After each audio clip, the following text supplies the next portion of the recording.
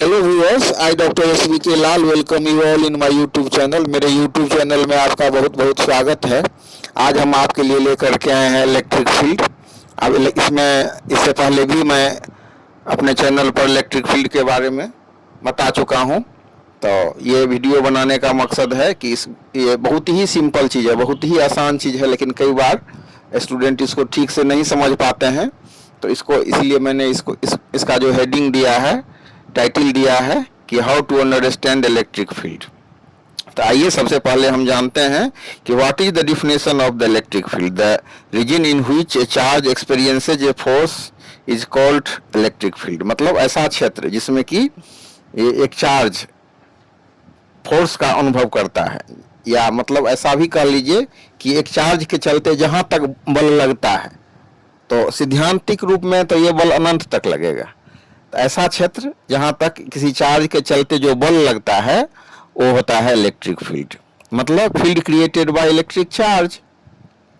तो सिद्धांतिक रूप में ये अनंत तक होगा। अब कोई चार्ज ले लीजिए, प्लस चार्ज ले लीजिए, और उससे आप मतलब कहाँ तक उसके चलते बल अप्लाई होगा, till where this very charge will apply force. तो सैद्धांतिक रूप से तो ये अनंत तक होगा, लेकिन अगर हम व्यवहारिक बात करें तो ये अनंत तक नहीं होता है, कुछ खास दूरी तक होता है।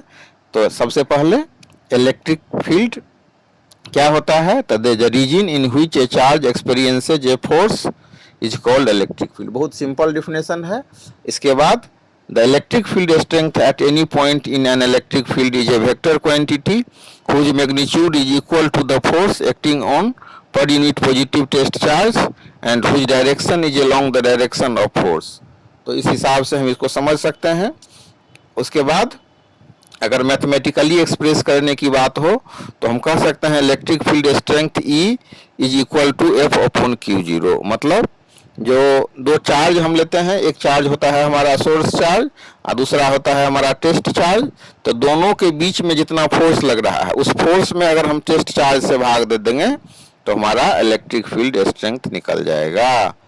और उसके बाद किसी पॉइंट पर अगर हम सेकेंड जो डिफिनेशन है इसमें जो हम लिखे हैं, the electric field strength at any point in an electric field is a vector quantity whose magnitude is equal to the force acting on per unit positive test charge and whose direction is along the direction of force। तो हम कोई भी जो हम charge होता है, कोई भी जो मान फिजिकल क्वांटिटी होता है, तो हम उसमें पूछते हैं ना कि ये वेक्टर क्वांटिटी है कि स्केलर क्वांटिटी है। तो हम यहाँ पर इसको समझ सकते हैं कि ये हमारा वेक्टर क्वांटिटी है। और इसका जो डायरेक्शन क्या होगा, तो इसका जो डायरेक्शन होगा वो होगा along the direction of force. मतलब जिधर फोर्स लग रहा होगा उधर ही ये इलेक्ट्रिक फील्ड स्ट्रेंथ काम करेगा। अब इसको मैथमेटिकली निकालने के लिए और बढ़िया से समझाने के लिए हम यहाँ पर दो चार्ज ले रहे हैं। एक है हमारा सोर्स चार्ज और दूसरा है हमारा टेस्ट चार्ज। देख रहे हैं कि यहाँ पर एक पॉइंट पर हम कौन सा चार्ज ले रहे हैं, Q। अब ये जो चार्ज है इस यहाँ पॉइंट भी आप दे सकते हैं, पॉइंट O ले लीजिए। कई बुक में आप देखेंगे कि पॉइंट O लिखा रहता है। तो पॉइंट O पर हम एक चार्ज लिए, उस चार्ज का नाम क्या है, तो उस चार्ज का नाम है मतलब सोर्स चार्ज। अब ये कितना चार्ज है, कौन सा चार्ज है ये, तो Q0 है। तो Q0 को हम मानते हैं सोर्स चार्ज, जो नहीं ये Q को मानते हैं सोर्स चार्ज और Q0 को मानते हैं टेस्ट चार्ज। तो सोर्स चार्ज जो हमारा Q है उससे R दूरी पर हम एक एनोदर चार्ज लेते हैं। We take an another charge which is Q0 named as the test charge and it is located at the point P। तो हमारा एक जो पॉइंट है उस पर हम लेते हैं सोर्स चार्ज। सोर्स चार्ज कौन सा है, तो सोर्स चार्ज हमारा हो गया Q। और इससे जो सोर्स चार्ज है उससे R दूरी पर हम एक दूसरा चार्ज लेते हैं। इस चार्ज का नाम है हमारा Q0। तो Q0 क्या हो गया, तो Q0 हो गया हमारा टेस्ट चार्ज। तो इसको आप समझ लीजिए। और कूलम्ब लॉ को अगर आप समझ रहे हैं तो बहुत आराम से आप समझ सकते हैं इलेक्ट्रिक फील्ड या इलेक्ट्रिक फील्ड स्ट्रेंथ को। तो मैथमेटिकली अगर हम समझें तो electric field will be equal to force upon Q0। तो ये E क्या हो गया, तो E हो गया हमारा इलेक्ट्रिक फील्ड स्ट्रेंथ। F क्या हो गया, तो force between source charge and test charge. ये दो चार्ज हम लिए हैं ना, एक Q और दूसरा Q0, तो Q और Q0 के बीच में जो बल लग रहा है, फोर्स लग रहा है, वो हो गया हमारा F। और Q0 क्या हो गया, तो Q0 हो गया हमारा टेस्ट चार्ज। तो सबसे पहले आप 2 बार 3 बार इसको पढ़ लीजिए, E is equal to F upon Q0, E is equal to F upon Q0। इसमें E क्या हो गया, तो electric field strength, F is equal to force, force between the source charge and test charge, Q0 हो गया हमारा test charge. अब इसके बाद हम देखेंगे एक अन्य डिफिनेशन सभी है इसको, लेकिन मोटा मोटी बात इतना ही है, जो इलेक्ट्रिक फील्ड होता है चार्ज के चलते क्रिएट होने वाला फील्ड, वो फील्ड जो होता है तो उसको हम जो दो चार्ज के एक लेते हैं सोर्स चार्ज, और सोर्स चार्ज के नज़दीक में r दूरी पर हम एक लेते हैं टेस्ट चार्ज। तो टेस्ट चार्ज पर जितना बल लग रहा है, उस बल में अगर हम टेस्ट चार्ज से भाग दे देंगे तो हमारा इलेक्ट्रिक फील्ड स्ट्रेंथ निकल जाएगा। अब इसको हम एक अन्य रंग से भी समझ सकते हैं, it is the region of space surrounding the electrically charge object where a force is exerted on an other electrically charge object. तो ये हमारा सोर्स चार्ज हो गया, और दूसरा जो हमारा चार्ज ऑब्जेक्ट हो गया या पार्टिकल हो गया, तो ये हो गया टेस्ट चार्ज। तो ये जो स्पेस हो गया सोर्स चार्ज के चारों ओर उसको घेरे हुए एक क्षेत्र हो गया, तो वो जो फोर्स कितना दूसरे चार्ज पर लगाएगा, टेस्ट चार्ज पर कितना फोर्स लगाएगा और कहाँ तक लगाएगा, तो जो जिस क्षेत्र तक जहाँ तक वो फोर्स लगेगा यही हमारा हो जाएगा इलेक्ट्रिक फील्ड।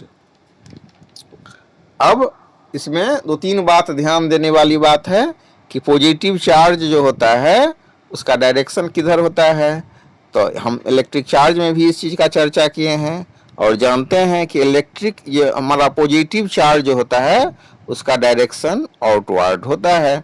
तो इलेक्ट्रिक फील्ड लाइन का जो डायरेक्शन होगा वो भी आउटवर्ड होगा। हम देख सकते हैं कि प्लस ये चार्ज हुआ, इसके चारों ओर जो हम लाइन खींचते हैं इसको, ये लाइन को हम बाहर की ओर दिखाते हैं, तो पॉजिटिव चार्ज जो हुआ उसका डायरेक्शन होगा आउटवर्ड, और जो हमारा निगेटिव चार्ज होगा उसका डायरेक्शन होगा इनवर्ड, मतलब अंदर के तरफ, भीतर के तरफ तीर देंगे तो निगेटिव चार्ज के फील्ड लाइन को दिखाएगा, और बाहर के तरफ तीर देंगे तो ये यानी कि आउटवर्ड्स दिखाएंगे, तो ये हो जाएगा हमारा पॉजिटिव चार्ज का इलेक्ट्रिक फील्ड लाइंस।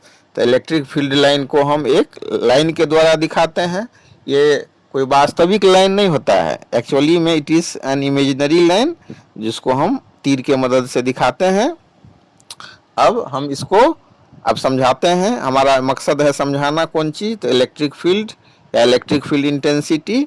तो आइए जानते हैं कि जो हमारा क्यू चार्ज, हम इसको अब इक्वेशन के माध्यम से आपको बताएंगे कि जैसे इसको हम एक बहुत, और इसको समझने के लिए बहुत ही आसान सा एक परिभाषा है, the force on a unit positive charge at a point in electric field is equal to the electric field intensity at that very point. मतलब कि the force on a unit positive charge, किसी जो हम कोई जो हमारा unit positive charge पर जो फोर्स लग रहा है किसी पॉइंट पर, और कहाँ पर, तो इलेक्ट्रिक फील्ड में, तो वो होता है किसके बराबर, तो इलेक्ट्रिक फील्ड इंटेंसिटी के बराबर होता है एट दैट पॉइंट, मतलब उस बिंदु पर। तो यहाँ पर हम चार्ज लिए कौन सा, सोर्स चार्ज Q। तो सोर्स चार्ज के चलते इलेक्ट्रिक फील्ड बन रहा है, तो सोर्स चार्ज के चलते जो इलेक्ट्रिक फील्ड बन रहा है, आइए मत समझ लीजिएगा कि मतलब जो हम टेस्ट चार्ज लेते हैं उसके भी चलते फील्ड बनता है, नहीं। ये जो टेस्ट चार्ज होता है it cannot create the electric field, only it is the source charge which can produce or can make the electric field. There is no electric field, no electric field will be created by the test charge। तो हम इस हिसाब से इसको समझ सकते हैं। आइए समझने के बाद अब हम फोर्स कैलकुलेट करते हैं। कौन सा फोर्स, तो force between the Q and Q0। Q क्या है, तो फिर से हम आपको बतलाते हैं, Q हो गया हमारा सोर्स चार्ज और Q0 हो गया हमारा टेस्ट चार्ज। तो Q0 जो हमारा हो गया टेस्ट चार्ज, और Q0 हो गया हमारा टेस्ट चार्ज, और Q हो गया हमारा सोर्स चार्ज। तो इसके बीच में कितना बल लग रहा है, इसी बल को हम कैलकुलेट करते हैं। तो हम आइए जानते हैं कि ये दोनों के बीच में कितना फोर्स लगेगा। तो इस फोर्स को हम कैलकुलेट करेंगे, इस फोर्स को हम कैलकुलेट करेंगे कूलम्ब का जो नियम है, कूलम्ब लॉ से जो हम जानते हैं ना कि दोनों जो चार्ज होता है उसके बीच जो फोर्स लगता है वो दोनों चार्ज के मतलब गुणनफल के समानुपाती होता है। It is proportional to the product of the charges. तो प्रोडक्ट क्या हो जाएगा, एक चार्ज है Q और दूसरा हो गया Q0, इसका प्रोडक्ट हो जाएगा हमारा Q इंटू Q0। तो हम लिख सकते हैं कूलम्ब लॉ से कि F बराबर K Q0 upon R square. तो ये हो गया हमारा इक्वेशन फर्स्ट।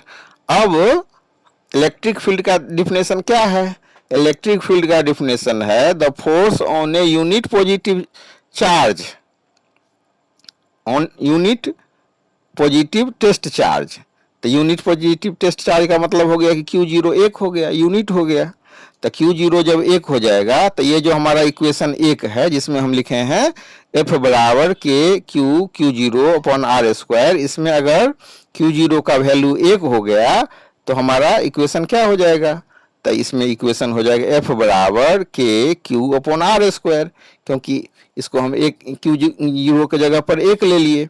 तो इस हिसाब से हमारा इलेक्ट्रिक फील्ड क्या बनेगा, तो इलेक्ट्रिक फील्ड जो होता है ये हो जाएगा हमारा के क्यू अपॉन आर स्क्वायर, क्योंकि इलेक्ट्रिक फील्ड तो वही फील्ड मतलब फोर्स होता है ना जो यूनिट टेस्ट चार्ज पर लगता है। तो यूनिट टेस्ट चार्ज पर फोर्स लगा के क्यू अपॉन आर स्क्वायर। अब ये हो गया हमारा इक्वेशन 2। मतलब ये जब हम चार्ज टेस्ट चार्ज को यूनिट कर दिए, 1 कर दिए, तो हमारा ये टेस्ट चार्ज जब हमारा 1 हो गया तो फोर्स हो गया के क्यू अपॉन आर स्क्वायर। तो ये हमारा हो जाएगा E बराबर k q upon r square. ये हो गया इक्वेशन 2। मतलब इलेक्ट्रिक फील्ड इंटेंसिटी जो हो गया वो हो गया कांस्टेंट को जब हम गुना करते हैं मतलब सोर्स चार्ज से, और उसमें जो दूरी का जो वर्ग है, दूरी जो मतलब r लिए हैं तो r के स्क्वायर से भाग दे दिए, तो फार्मूला बनेगा E बराबर k q upon r square. ये इक्वेशन हो गया 2। अब इक्वेशन 1 में हम Q0 से भाग दे देते हैं। तो इक्वेशन 1 क्या है, F बराबर k q Q0 upon r square. तो F बटा Q0 बराबर हो जाएगा के q Q0 upon r square Q0। तो इस हिसाब से ये Q0 से Q0 जब कैंसिल हो जाएगा तो इक्वेशन बनेगा हमारा F upon Q0 will be equal to k q upon r square. अब हम देख रहे हैं कि F बटा Q0 बराबर E होता है। ये हो गया हमारा इक्वेशन 3। मतलब जब इस इक्वेशन में F बटा Q0 बराबर k q upon r square के लिए जब हम E लेते हैं तो हमारा इक्वेशन बन जाएगा F अपॉन Q0 बराबर E, और ये इसको हम मान लेते हैं इक्वेशन 3, और इसी इक्वेशन से हम निकाल सकते हैं F बराबर E Q0। तो ये हो गया इक्वेशन 4।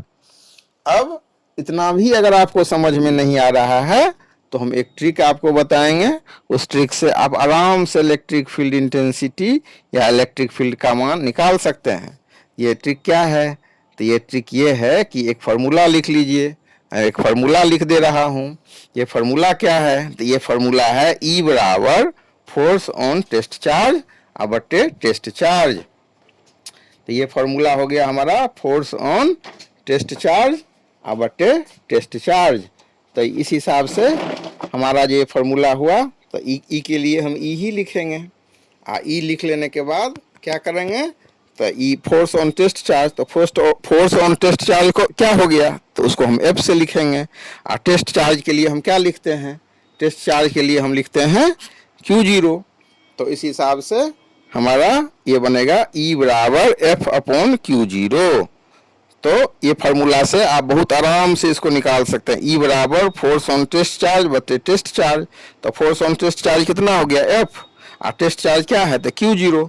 तो हमारा फार्मूला क्या बनेगा, E बराबर F अपॉन Q0। अब F का मान कितना निकाले हैं हम, कूलम्ब लॉ से हम निकाले हैं के q Q0 upon r square बट्टा हो गया Q0। Q0 से Q0 को कैंसिल कर दिए तो बराबर हो गया के क्यू अपॉन आर स्क्वायर। तो अगर मतलब आप 1 2 3 इक्वेशन को नहीं समझे हैं तो आप सीधे भी निकाल सकते हैं इस फार्मूला के मदद से। ये फार्मूला क्या है, तो इलेक्ट्रिक फील्ड इंटेंसिटी बराबर फोर्स ऑन टेस्ट चार्ज बटे टेस्ट चार्ज।